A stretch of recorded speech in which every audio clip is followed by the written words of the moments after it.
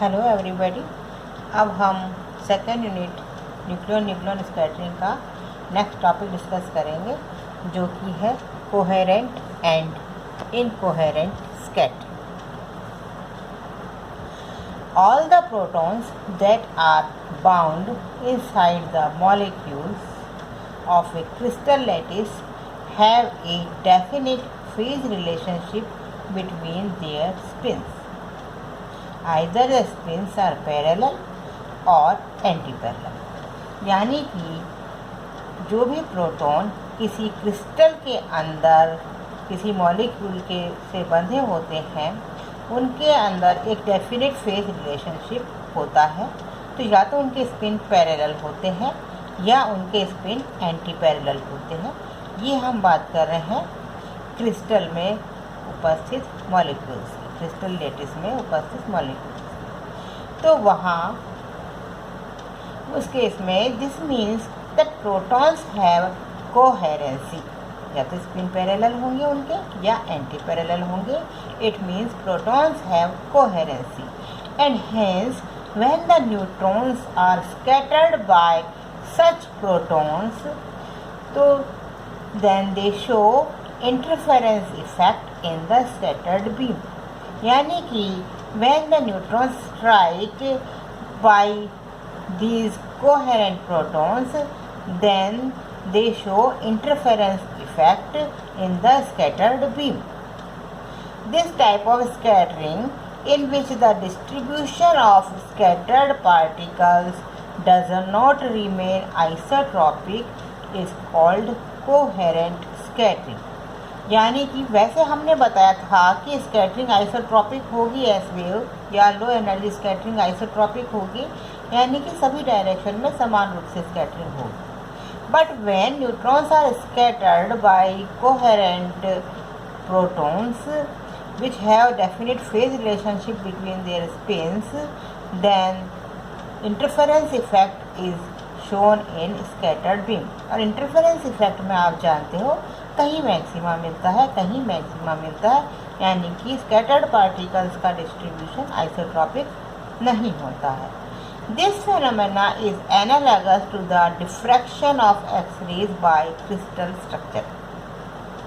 तो हमने देखा था कि क्रिस्टल पर जब एक्सरेज आती हैं तो उनका भी इस प्रकार से डिफ्रैक्शन होता है और डिफ्रैक्शन वहाँ मैक्सिमा और मिनिमा मिलता है। Therefore, essential requirement for coherent scattering to take place is that the de Broglie wavelength of the incident neutron must exceed the interprotonic distance, which is 10 raised to power minus 8 cm. It means कि neutrons target वाले proton से coherent scattering उनकी तब होगी जब incident neutron की de Broglie wavelength इंटरप्रोटॉनिक यानी दो प्रोटॉन के बीच की डिस्टेंस से ज़्यादा हो। क्यों? क्योंकि आपने ऑप्टिक्स में पढ़ा होगा, आपने ग्रेटिंग वाली टर्म पढ़ी होगी।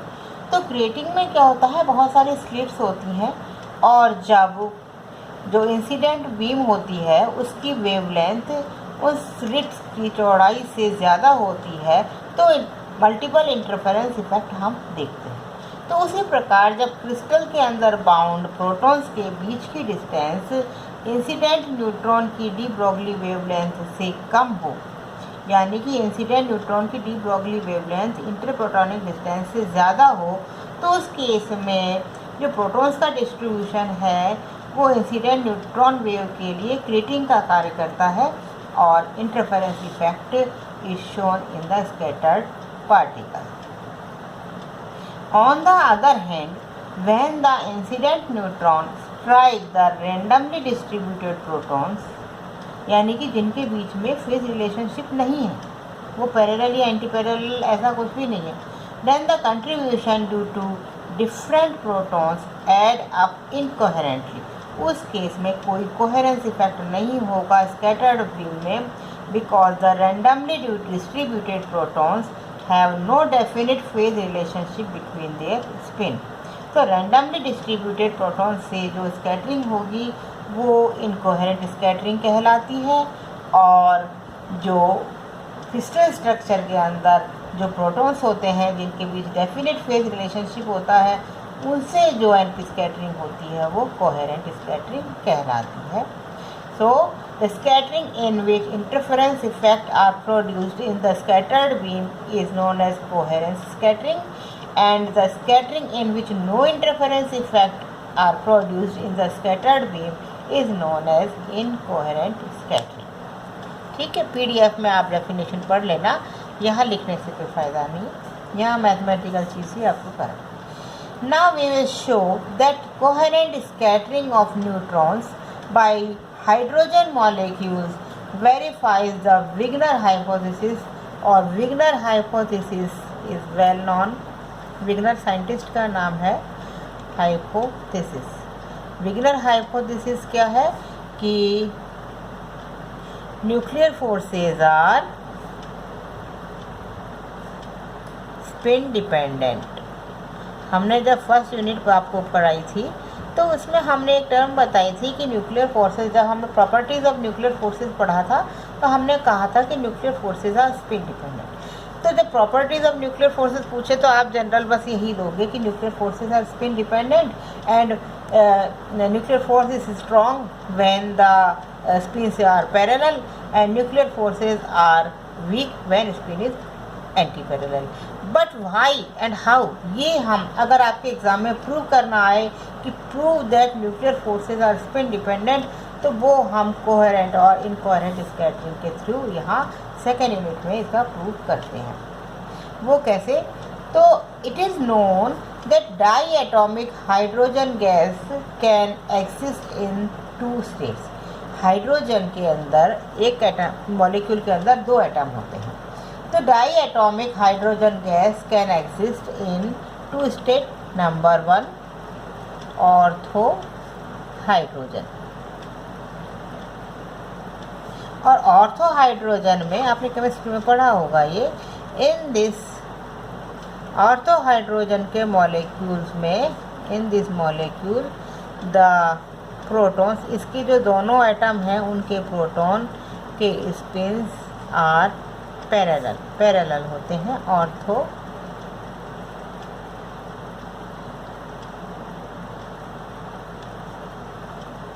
यानी कि ट्रिपलेट स्टेट में होते हैं.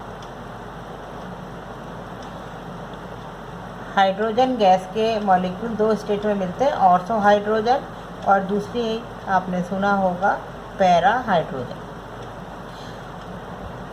तो ऑर्थो हाइड्रोजन के मॉलिक्यूल के दोनों एटम हैं उनमें प्रोटॉन्स के स्पिन पैरेलल होते हैं, और पैरा हाइड्रोजन के मॉलिक्यूल में, in this molecule proton spin of protons are anti parallel, यानी कि इसमें सिंगलेट स्टेट में रहते हैं. पैरेलल को हम ट्रिपलेट स्टेट कहते हैं और एंटी पैरेलल को singlet.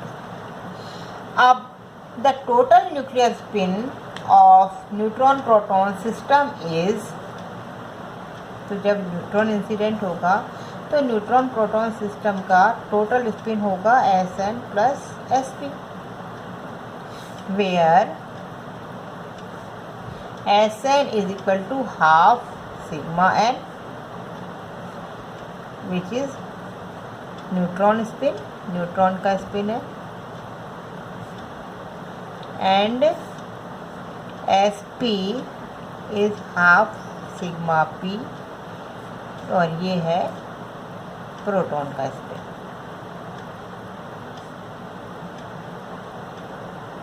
In unit of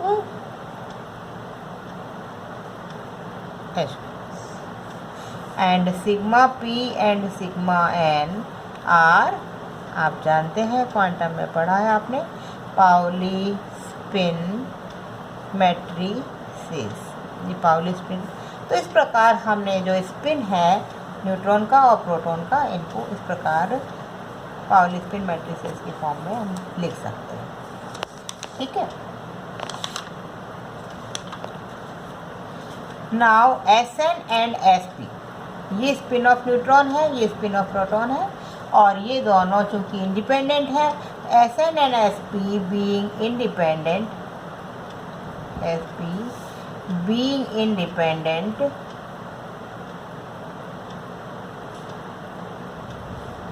commutes, ये कम्यूट करेंगे।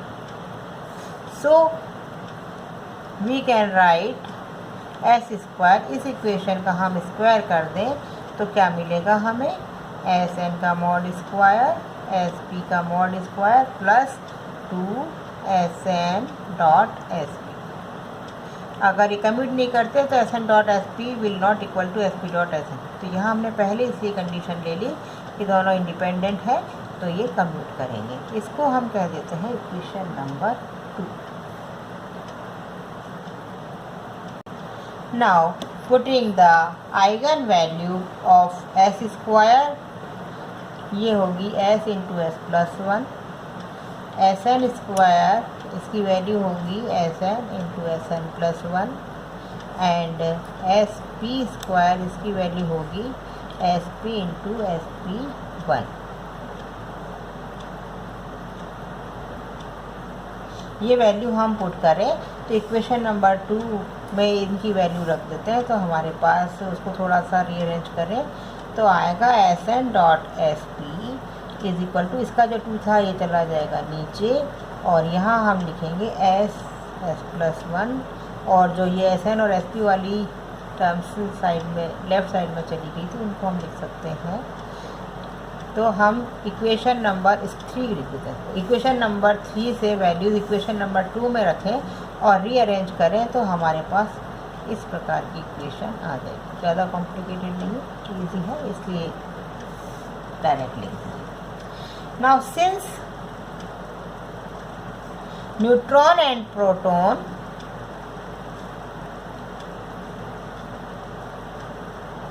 आर हाफ स्पिन पार्टिकल्स, इनकी स्पिन वैल्यू हाफ होती है हम जानते हैं।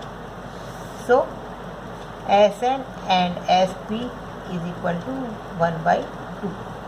तो ये वैल्यू पुट कर देते हैं हम, एस एन और एस पी की वैल्यू 1/2 पुट कर देते हैं। तो S N dot S P की वैल्यू आती है half S into S plus 1। अब यहाँ आप हाफ रखेंगे 3/2 और बाहर हाफ है तो -3/4 और इसी प्रकार से इसमें एस पी की वैल्यू हाफ रखेंगे तो ये भी -3/4 हो जाएगा। या हम कहें कि 1/2 एस इंटू एस प्लस 1 -3/2, या हम कह सकते हैं इसको आगे S N dot S P is equal to 1/2 S into S plus 1, इस ब्रैकेट को हमने खोल लिया 3/4। इसको हम कह देते हैं इक्वेशन नंबर, ये हो गई 4 और ये हो गई 5। अब यहाँ पर s की वैल्यू नहीं रखी है हमने, क्यों नहीं रखी है? क्योंकि s की वैल्यू 2 हो सकती है depending upon the condition of spin of neutron and proton when spin are parallel, यानी कि फॉर ट्रिपलेट स्टेट। जब न्यूट्रॉन और प्रोटॉन के स्पिन या प्रोटॉन के स्पिन पैरेलल हैं तो हम कहेंगे for triplet state s is equal to 1, और उस केस में S N dot S P की वैल्यू क्या हो जाएगी?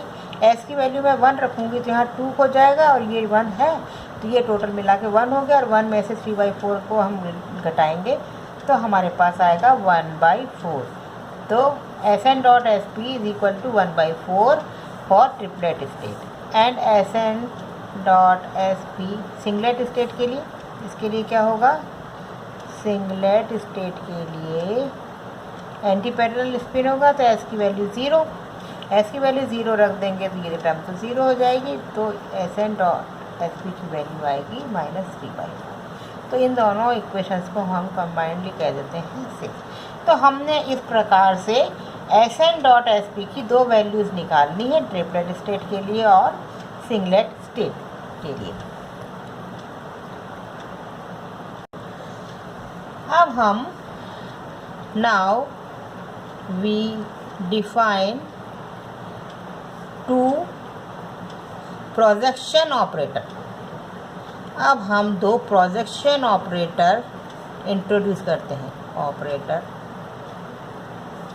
which have following properties.